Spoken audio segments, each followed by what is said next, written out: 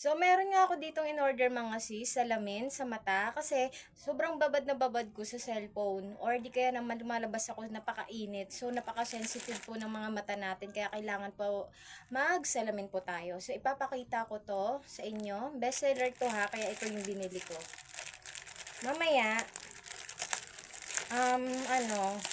ayan siya. Mamaya mga sis, ituro ko kung paano kayo umorder nito ha. So, ito po siya mga sis. Ayan. Pag bumili po kayo nito mga sis, meron na rin po siyang lagayan ha. Lagay na rin po siya. Ayan, grabe. Ang hirap buksan mga sis. Napaka-safe talaga. Ayan. Ayan o.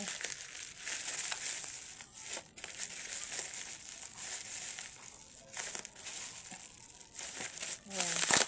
Ayan siya mga sis. Ayan, nabuksan ko na. Ayan. Meron siyang lagayan mga sis ha. Ayan.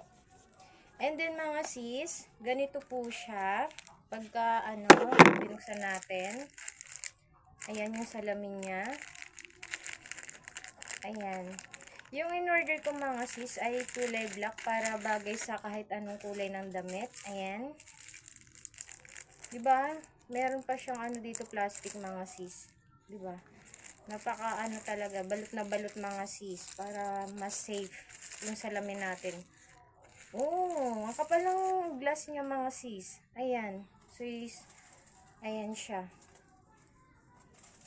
Wow, ang ganda niya mga sis. Ayan oh. 'Di ba? Ang ganda niya. Protocomic to mga sis, tapos anti-radiation na rin siya. And then mga sis, ito, ayan. Meron na rin po siyang mga sis, pangpuna sa salamin. Gaganon lang yan mga sis kapag natanggal nyo.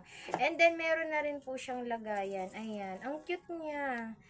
Ayan, napakamura lang na ito mga sis ha. Diyan lang to nabibili sa Yellow Basket. I-click nyo lang yan.